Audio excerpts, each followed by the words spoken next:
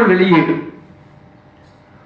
ஐயா கடவுர் மணிவாரன் அவர்கள் கவிதை என்றால் என்ன என்று கேள்வி எழுப்பி அதற்கான பதிலையும் கூறினார். மகாகவி பாரதி கூறியிருக்கிறான், எமக்கு தொழில் கவிதை, நாட்டுக்குழைத்தல் இவைப்பொழுதும் சோராதிருத்தல் என்பதை எடுத்து காட்டினார். ஒரு கவிஞன் எப்படி இருக்க வேண்டும்?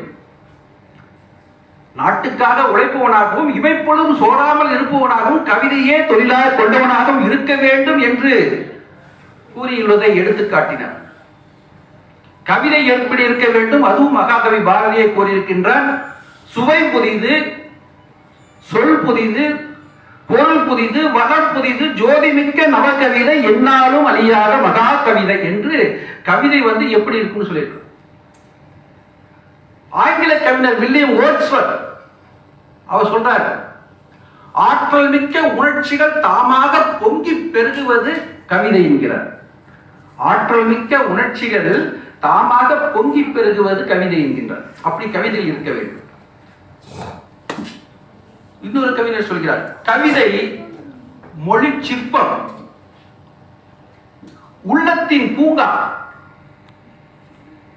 கண்ணீரின் கல்வெட்டு, அனுபவத்தின் மொழிபெயர்ப்பு, மானுட ராகம், இதயத்தின் உரிமை, கவிஞனின் மழலை, வாசகனின் மது, காற்றின் ஓசைகள், அலைகளின் பாசைகள், நெம்புகோல், சமூகத்தின் நெம்புகோல், காலங்கள் தோறும் மனித ஊஞ்சலாடும் கயிறுகள். மனிதன் தான் ஊஞ்சலாடுவான், ஆனா கவிதைகளும் மனிதர்களை ஊஞ்சலாடும். காலங்கள் தோறும் மனித ஊஞ்சலாடும் கயிறுகள் என்று கவிதைகளை பற்றி சொல்லி இருக்கிறார். அப்படி கவிதை இருக்கிறது. உள்ளத்தில் உள்ளது கவிதை, ஊற்றெடுப்பது கவிதை என்று சொல்வதையெல்லாம் ஐயா சொல்லி இருக்கிறார். உள்ளத்திலே ஒளி உண்டானால் வாக்கினிலே தெளிவுண்டாகும்.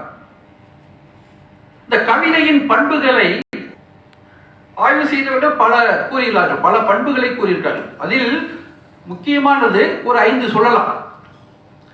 கவிதை மந்திரம் போல் இருக்க வேண்டும், மந்திரம் போல் ஈர்க்க வேண்டும் அப்படி சொல்லுவார். ஐயாவே சுட்டிக்காட்ட, இரவிலே வாங்கினோம் இன்னும் விடியவே இல்லை. இருவள சுதந்திரம் வாங்கினது எல்லோருக்கும் தெரியும், சாதாரணமாக தெரியும். அது ஆனால் இன்னும் விடியவே இல்லை என்று சொன்ன வரியிலே எவ்வளவு வலி இருக்கிறது பாருங்க. எத்தனை பேருடைய துன்ப துயரங்கள் அதற்குள் அடங்கி இருக்கிறது பாருங்கள். இன்னும் எங்களுக்கு விடியவே இல்லை, இரவிலே வாங்கினோம் இன்னும் விடியவே இல்லை. அந்த கவிதைக்கு தலைப்பு சுதந்திரம். இன்னொரு கவிதை, உதிர்ந்த பூ கிளைக்கு திரும்பியது. உதிர்ந்த பூ கிளைக்கு திரும்பியது. அதுக்கு அடுத்து என்ன வரியா இருக்கும்? பூ உதிர்றது இயல்புதான், ஆனா கிளைக்கு திரும்புமா?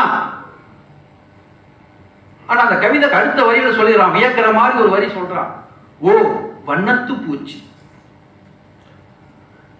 உதிர்ந்த பூ கிளைக்கு திரும்பியது, ஓ வண்ணத்து பூச்சி. அந்த வண்ணத்து பூச்சி மலரில் இருந்த தேனை அருந்தி விட்டு மயங்கி கீழே விழுகிறது. பிறகு மயக்கம் தெளிந்து அந்த பூவுக்கே மழை செல்கிறது என்பதை அந்த கவிஞன் சொல்லுகின்ற போது அது மந்திரம் போல் வேலை செய்கிறது. அதை படிச்சா வித்தியாசமா இருக்கே, ஒரு நறுக்கு தெரித்தார் போல் இருக்கிறதே அப்படின்னு தோன்றும். ஆக அப்படி தோன்ற வேண்டும் கவிதை என்பது. ஆக மந்திரம் போல் இருக்க வேண்டும். அடுத்து லட்சியத்தை, ஒரு கவிஞன் என்ன பொருள் சொல்கிறார், அந்த லட்சியத்தை கண்முன்னே கொண்டு வந்து நிறுத்துவதாக இருக்க வேண்டும். ஒரு லட்சியத்தை கண்முன்னே கொண்டு வந்து நிறுத்துவதாக இருக்க வேண்டும். இப்படி எடுத்துக்கலாம். இனி ஒரு விதி செய்வோம், அதை எந்த நாளும் காப்போம், தனி ஒரு மனிதனுக்கு உணவில்லை என இந்த ஜகத்தினை அழித்திடுவோம் அப்படின்னு மகாகவி பாரதி பாடியிருக்கானே. அதனுடைய அவனுடைய லட்சியம் தெரிகிறது. ஒரு லட்சியத்தை கண்முன் கொண்டு வந்து நிறுத்த, எல்லோருக்கும் உணவு இருக்கணும், எல்லோரும் நல்லபடியாக, எல்லோருக்கும் எல்லாம் கிடைக்க வேண்டும் என்ற கருத்தை, அவனுடைய லட்சியத்தை அதை கண்ணுக்கு முன் தெரிகிறது போல் கொண்டு வந்து காட்டுகின்றார். அப்படி இருக்க வேண்டும் கவிதை. அடுத்து கவிதைக்கு வேண்டியது அனுபவத்தையும் உணர்ச்சிகளையும் மொழிபெயர்ப்பதாக இருக்க வேண்டும். நம்முடைய அனுபவம் என்னவோ, நம்முடைய உணர்ச்சி என்னவோ அதை வெளிப்படுத்துவதாக இருக்க வேண்டும். ஏற்கனவே சொன்ன கவிதையை பார்க்கலாம். இரவிலை வாங்கினோம் இன்னும் விடியவே இல்லை. அதில் அவனுடைய அனுபவம் இருக்கிறது, உணர்ச்சி இருக்கிறது. அப்படி அந்த ஒரு வரியை பார்க்கின்ற போதே ஒருவருடைய அனுபவமும் உணர்ச்சியும் அதில் தெரியக்கூடியதாக இருக்க வேண்டும். ஆக உணர்ச்சியும் அனுபவத்தையும் பிரதிபலிப்பதாக இருக்க வேண்டும், மொழிபெயர்ப்பதாக இருக்க வேண்டும். அடுத்து கற்பனை. கவிதைக்கு மிக சிறப்பாக வேண்டிய ஒன்று கற்பனை. கற்பனையில் கவிதை வடிவம் நன்றாக இருக்கும். பொருளை பற்றி கூட அதிக கவலைப்படாமல் கற்பனையில் அதிகமாக சொல்லக்கூடியது. ஏற்கனவே நாம் ஒரு கவிதை பார்த்தோம். உதிர்ந்த பூ கிளைக்கு திரும்பியது, ஓ வண்ணத்து பூச்சி என்று பார்த்தோம். அதில் வண்ணத்து பூச்சியையே ஒரு பூவாக பாவிக்கிறார் அந்த கவிஞர். ஆக அப்படி கற்பனை செய்வது. மலை மூடின் மீது தண்ணீரை துவைத்து யார் காய போட்டது யார் அப்படின்னு ஒரு கவிதை. மலை முகடின் மீது தண்ணீரை துவைத்து காய போட்டது யார்? அனைவரும் கவியரசு வைரமுத்தோடைய கவிதைன்னு நினைக்கிறேன். அவர் அப்படி கேட்கிறார். அது கேட்கும் போது தண்ணி அருவி கொட்டுறது அவர் பார்க்கும்போது ஒரு துணியை காய போடுற மாதிரி தண்ணியே துவைச்சு காய போட்ட மாதிரி இருக்குன்னு சொல்றாரு. அது கற்பனை. அப்படி கற்பனையோடு அழகுக்கு அழகு ஊட்டுவது கற்பனை.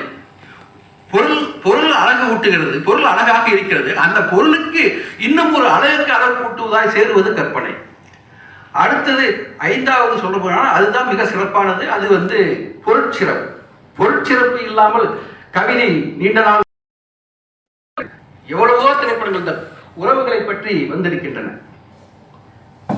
பச்சை தோளோடு பாட்டுக்குயிலோ மடியோடு பூலோகம் ஆனந்தத்தின் எல்லை, இந்த பூமிக்கு கண்ணீர் சொந்தம் இல்லை, சின்னஞ்சிறு கூட்டுக்குள்ளே சொர்க்கம் இருக்கு, அட சின்ன சின்ன அன்பில் தானே ஜீவன் இன்னும் இருக்கு, பட்டாம்பூச்சி கூட்டத்துக்கு பட்டா எதற்கு, அட பாசம் மட்டும் போதும் கண்ணே, காசு வேணும் எண்ணத்துக்கு. இப்படி இந்த மாதிரி மட்டும் இல்ல, இன்னும் கூட பக்கமா வந்த படத்துல கூட சொந்தமுள்ள வாழ்க்கை சொர்க்கத்துக்கு மேலே, சொந்தமுள்ள வாழ்க்கை சொர்க்கத்துக்கு மேலே, சொத்து சுகம் ஏதும் வேண்டாம். எனக்கு கொஞ்சம் நடுங்குது. அண்ணன் தம்பி பாட்டு இருக்கு. மலர்ந்து மலராத பாதி மலர் போல வளர்ந்த வளர்ந்த கலைவண்ணமா கிரிவண்ணம் எல்லாம் அந்த காலத்து பாட்டு. வளர்ந்த அம்மா பாடுது பாருங்க, பாடி முடியுமா? முடியாதடா மறக்க முடியாத. சிறப்பு சிறப்பு. அப்படி அந்த காலத்து பாட்டு. இந்த காலத்துல உன் கூடவே பொறக்கணும், உன் கூடவே இருக்கணும் எப்போதுமே, உன் கூடவே பிறக்கணும், உன் கூடவே பிறக்கணும், தாய் போலவே காக்கணும் எப்போதுமே அப்படின்னு வரும். அந்த மாதிரி பாட்டு வருது. அண்ணன் தம்பி உறவுக்கு அந்த காலத்துல முத்துக்கு முத்தாக சொத்துக்கு சொத்தாக அண்ணன் தம்பி பிறந்து வந்தோம் கண்ணுக்கு கண்ணாக, அன்பாலை இணைந்து வந்தோம் ஒண்ணுக்குள் ஒன்னாக. அப்படி அம்மா பண்ணு நல்லா இருக்கும். அப்படி பாட்டு. இன்னைக்கு அது மாதிரி எத்தனையோ பாட்டு வந்திருக்கு. அண்ணன் தம்பி பாட்டுக்கு கணவன் மனைவி பாட்டு, குடும்ப பாட்டு, எவ்வளவு சிறப்பான பாடல் இருக்கு. ஆனந்தம் விளையாடும் வீடு, 4 அன்றில்கள் ஒன்றான கூடு. அந்த பாட்டு கேட்டிருப்பீங்க. அதுபோல உன் கண்ணில் நீர் வழிந்தார், அது சொல்லவே வேண்டாம். கணவன் மனைவி பாட்டுக்கு என் தேவை யார் அறிவான்னு கடைசியில் முடியும் இல்லையா? அதுபோல இந்த பாட்டெல்லாம் நான் பாடணும், நல்லா இனிமையா இருக்கும். பட் அதுவே நம்முடைய நோக்கம் இல்லை இல்லையா? இப்படி குடும்ப உறவுக்கு சொல்லக்கூடிய, குடும்ப உறவை சிறப்பித்து காணக்கூடிய அந்த பாட்டெல்லாம் கேட்டாவே நமக்கு பாசம், அன்பு இதெல்லாம் வேணும் அப்படின்னு தோணும் இல்லையா? அப்படிப்பட்ட பாடல்கள் தமிழ் திரைப்படத்தில் நிறைய இருக்கின்றன.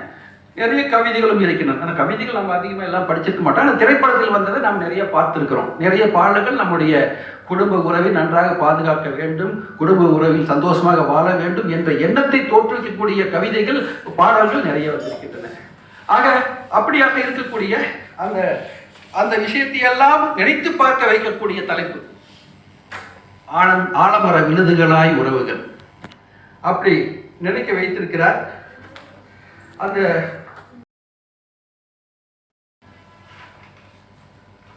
முதல் எடுத்துட்டு சொல்லிடுறாங்க, இடையில தான் சொல்றாங்க. இருந்தாலும் அவங்க இதை முதல்லயே சொல்லியிருக்கணும்.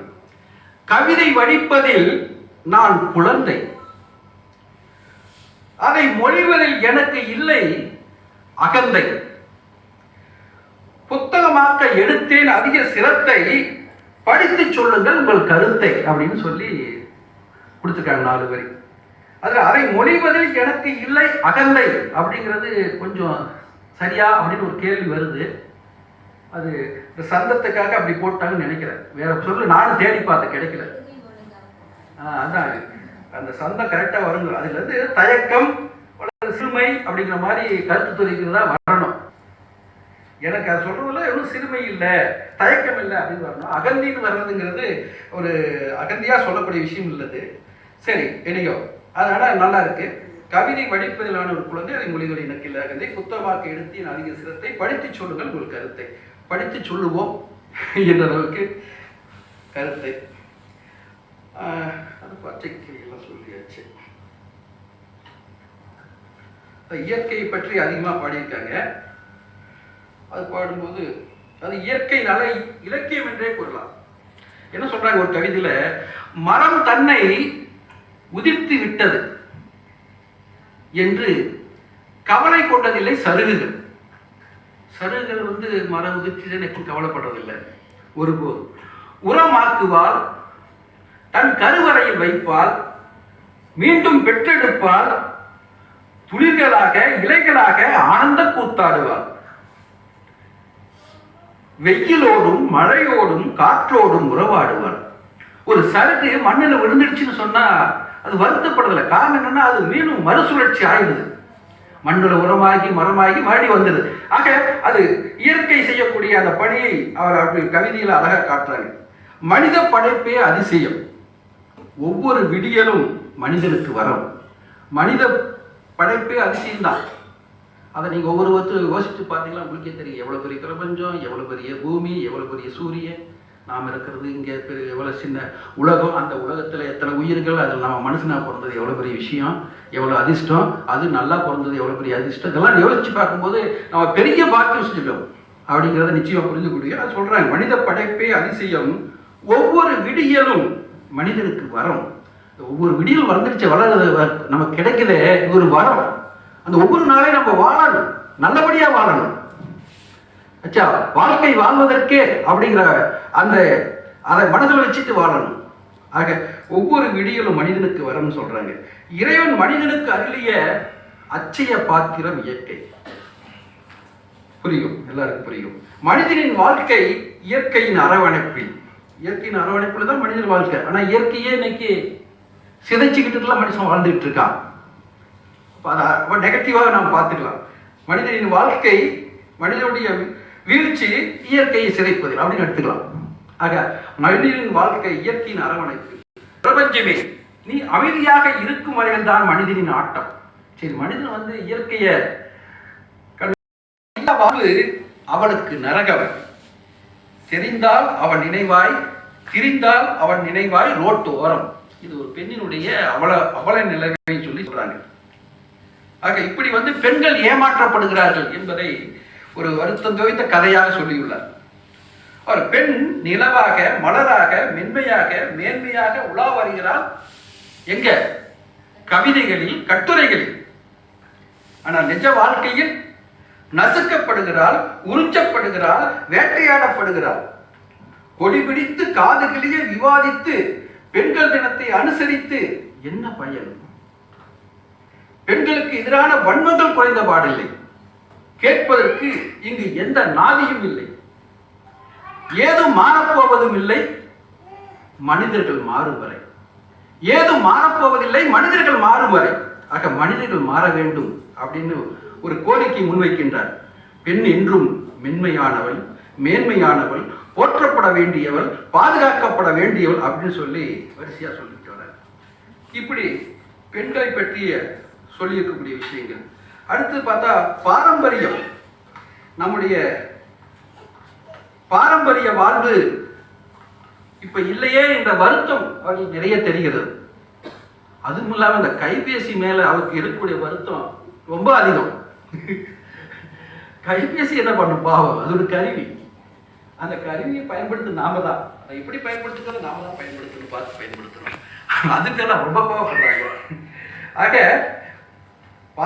மனிதர்களை இணைத்தும், மனிதர்களை இணைக்குது, ஆனா மனங்களை பிரிக்குது. உயர்ந்து நிற்கிறது என்னது? அடுக்குமாடி குடியிருப்புகள். அடுக்குமாடி குடியிருப்புகள்ல மனிதர்கள் நிறைய இணைக்கிறாங்க. பல ஒவ்வொரு அதுக்குள்ள பல வீடுகள், அந்த ஒவ்வொரு வீட்லயும் ஒரு குடும்பம் வாழுது. ஆனா அவங்களுக்குள்ள எந்த உறவு, எந்த விதமான அன்பு எதுவுமே கிடையாது. ஆக மனிதர்களை இணைக்கிறது, ஆனா மனிதர்களை பிரிக்கிறது அடுக்குமாடி குடியிருப்புகள் சொல்லியிருக்காங்க. அதே போல பாரம்பரிய விளையாட்டையும் பண்பாட்டையும் மனித நேயத்தையும் தொலைத்து நிற்கிறது மானுடம். கையளவு கைபேசி, அதான் இங்கதான் சொல்ல வர்றேன். கையளவு தொலைவு கைபேசினால விளையாட்டு போச்சு, பண்பாடு போச்சு, மனித நேயம் தொலைஞ்சு போச்சு அப்படின்னு வருத்தப்படுறாங்க. அதே போல அண்டை வீட்டு மீன் குழம்பு நம் கையில் மணக்கவில்லை, நம் வீட்டு பலகாரங்கள் அண்டை வீட்டுக்கு செல்லவில்லை, பல்லாங்குழியில் தாயக்கட்டையும் ஓசை எழுப்பவில்லை, வீதிகளில் நொண்டி விளையாட்டு இல்லை, கண்ணாமூச்சியும் இல்லை, குலை குலையாய் முந்திரிக்காயும் இல்லை. இதெல்லாம் தெரியுமா உங்களுக்கு? பல பேருக்கு தெரியாதுன்னு நினைக்கிறேன். இங்க இருக்க அனைவருக்கும் தெரியும். ஏன்னா நாங்களாம் கொஞ்சம் பழைய ஜெனரேஷன், அதனால தெரியும். புது ஜெனரேஷனுக்கு இதெல்லாம் தெரியாது. பேரை நாங்கள் சொல்லி தான் நீங்கள் தெரிஞ்சுக்கணும். அதையா குலை குலையா முந்திரிக்கான என்ன தெரியும்? நொண்டி விளையாட்டு. குலை குலையா முந்திரிக்கான எங்கள் காலத்திலேயே கொஞ்சம் குறைஞ்சி போச்சு. நொண்டி விளையாட்டு, கண்ணாமூச்சி, பல்லாங்குழி, தாயக்கட்டை, கூட்டாஞ்சோறு மனமும் வீசவில்லை, அச்சாங்கல் விளையாட்டும் இல்லை.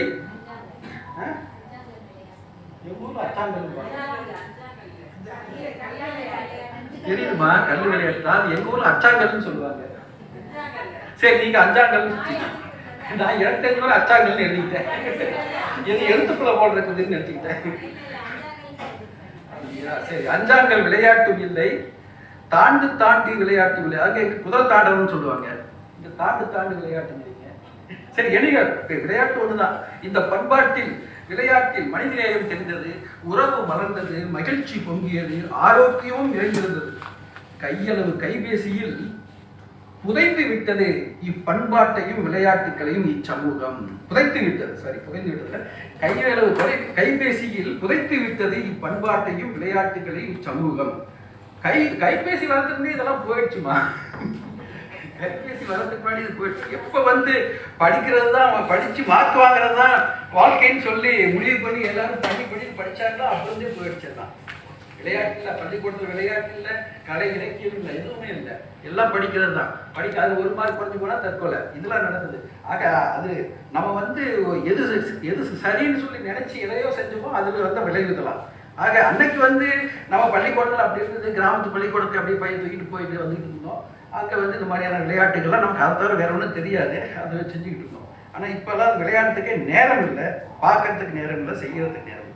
ஓகே, மனித குலம் மேம்படுவதற்கான கருத்தை எந்த ஒரு கவிஞரும் பாடுவார்கள் என்பது திண்ணம். இந்த கவிஞரும் அதற்கு விலக்கு அல்ல. சமூக மேம்பாடு குறித்து நிறைய கவிதைகள் பாடியுள்ளார். நல்லுறவை மேம்படுத்த புன்னகையே மூலதனம். புன்னகையை மூலதனம் போடுவோம், அதுதான் நல்லுறவு வளர்க்கிறார்.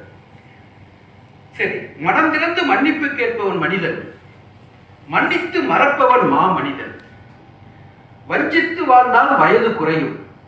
வஞ்சித்துக்கிட்டே இருந்தோம், கெடுதலையே நினைச்சு வாழ்ந்துட்டு இருந்தா வயசு குறைஞ்சு போயிருந்தாங்க. பெரிய ஆராய்ச்சி பண்ண வேண்டிய விஷயம் தான். வஞ்சித்து வாழ்ந்தால் வயது குறையும், வாஞ்சித்து வாழ்ந்தால் வாழ்க்கை நிறையும். வாஞ்சித்து வாழ்ந்தால் வாழ்க்கை நிறையும். எனக்கு சொல்ல போனா வாஞ்சித்துக்கிற வார்த்தை இப்பதான் புதுசா பார்த்தமா இருந்தது. அது எங்கடா டிக்ஷனரியில எடுத்து பார்த்தேன். வாஞ்சித்துனா அது கொஞ்சம் அதிக பழக்கத்தில் இல்லாத வார்த்தையா தெரிஞ்சது. அதனால சரின்னு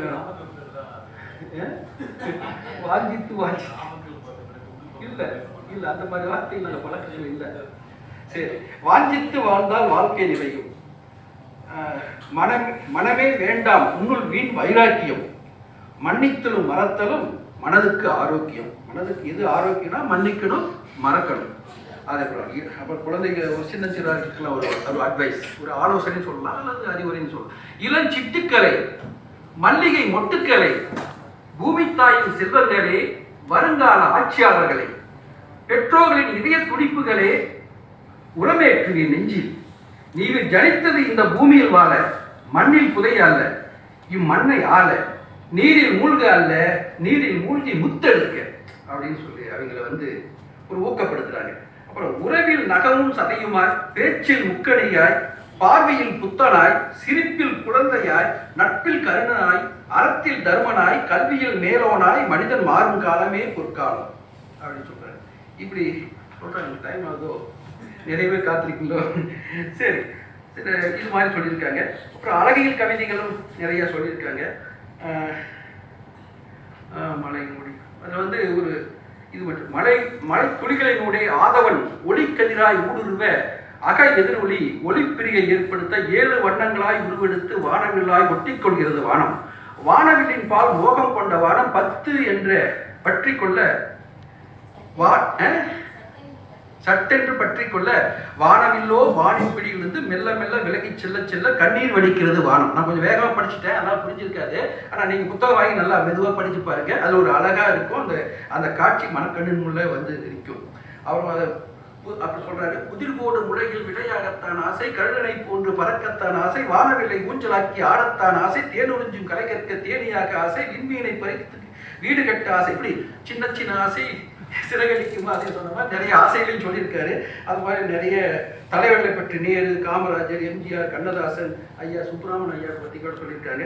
நிறைய ஆளுமைகளை பற்றி பாராட்டி போற்றி நிறைய கவிதைகள் எழுதியிருக்காங்க. அடுத்தது இப்படிலாம் கவிதைகள் இருக்கு. அதாவது கவிதைகளை எல்லா வரிகளுமே நல்லா இருக்குன்னு சொல்ல முடியாது. ஒரு நல்ல விஷயத்தை சொல்றதுக்கு அதுக்கு முன்னாடி பின்னாடிலாம் கொஞ்சம் வரிகள், சாதாரணமான வரிகளாக சில வரிகள் வரும். ஆனால் எடுத்தெடுத்து பார்க்கும்போது இதுக்குள்ள ஒன்றுமே மாதிரி போனலாம். ஆனால் நன்கு ஆழ்ந்து படிக்கின்ற போது இந்த நூலிலே நிறைய நல்ல முத்துக்களும் நல்ல மாணிக்கங்களும் நிறைய இருக்கிறது. நீங்கள் படித்து இதை பயன்பெறலாம், படித்து ரசிக்கலாம், சுவைக்கலாம். ஆக அந்த வகையில் இந்த நூலை ஒரு அருமையான நூல் என்றே சொல்லலாம். நீங்கள் எல்லோருமே வாங்கி படியுங்கள். அவர் சிறந்த ஒரு மானுட கவிஞராக மலர்ந்திருக்கின்றார். அவர் ஏற்கனவே கவிதை நூல் வெளியிட்டவராகத்தான் எனக்கு தெரிகிறது, இல்லையா?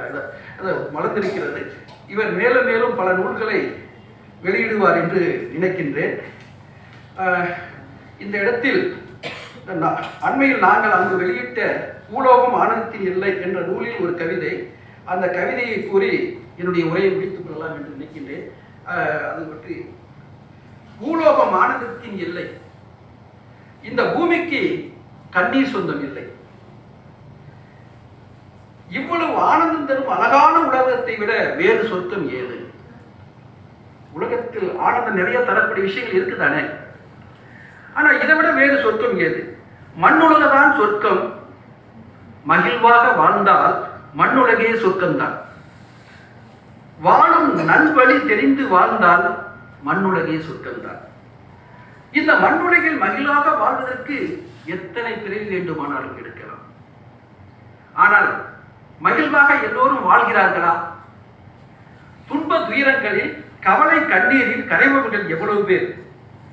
சொர்க்கம் ஏன் நரகமாக இருக்கிறது? எல்லோருக்கும் எல்லாம் கிடைக்கிறதா? இல்லையே. எவ்வளவு ஏற்றத்தாழ்வுகள்! சிலர் வாழ பல நொந்து சாகும் நிலைதான் இன்னும் இருக்கிறது. தனி மனிதனுக்கு உணவில்லை என்றால் ஜகத்தினை அழித்திடுவோம் என்றாரே மகாகவி. இன்னும் அதே நிலை தொடர்கிறது. புதியதோர் உலகு செய்வோம், கெட்ட போரிடும் உலகை வேறொன்று சாய்ப்போம் என்றாரே பாவேந்தர். ஆனால் நாளும் போரிடும் பொல்லாத உலகம்தானே தொடர்கிறது. இயற்கை எல்லோருக்கும் எல்லாமே தானே தந்துள்ளது. இயற்கை தருவதை எல்லோருக்கும் கிடைக்க செய்யாமல் வலுத்தவர்களே வளைத்துக் கொள்ளும் தீய நிலை எப்போது மாறும்? எல்லோருக்கும் எல்லாம் கிடைக்காத அவல நிலை இன்னும் தொடர்வது ஏன்? இங்கு ஜாதி, மத, இன, நிற பேதம் எத்தனையோ இருக்கலாம். ஆனால் யார் எதுவாக இருந்தாலும் நாம் எல்லோரும் மனிதர்கள் தானே. யாதும் ஊரே யாவரும் கேளு, அன்பே அன்பே நமது உலக தத்துவம் என்பதுதானே நமது முன்னோர் காட்டிய நல்வழி. எல்லா ஊரும் நமது ஊரே, எல்லா மக்களும் நமது உறவினர்களே, எல்லா மனிதர்களும் எல்லாம் பெற்று இனிதே வாழ வேண்டும். அதுதான் தர்மம், மானுட தர்மம். எல்லோரும் எல்லாம் பெற்று சமத்துவமாய், சகோதரத்துவமாய், சுதந்திரமாய், ஒற்றுமையாய் வாழ்வதுதான் மானுடம். அப்படிப்பட்ட வாழ்வை எது உருவாக்குகிறதோ அதுதான் உயர்ந்த தர்மம், அதுதான் மானுட தர்மம். தர்மத்தின் பொருள், தர்மத்தை அளக்கும் அளவுகோல் எல்லாம் இதுதான். தர்மத்தின் பொருள், தர்மத்தை அளக்கும் அளவுகோல் எல்லாம் இதுதான்.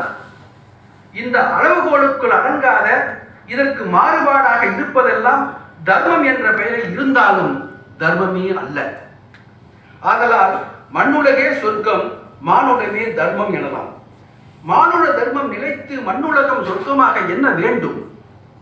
இயற்கை வளங்களையும் மனித வளங்களையும் எல்லோரும் பகிர்ந்து கொள்ளாமல் சிறு பகுதியினர் மட்டும் குவித்துக் கொள்ளும் அநீதியை களைய வேண்டும்.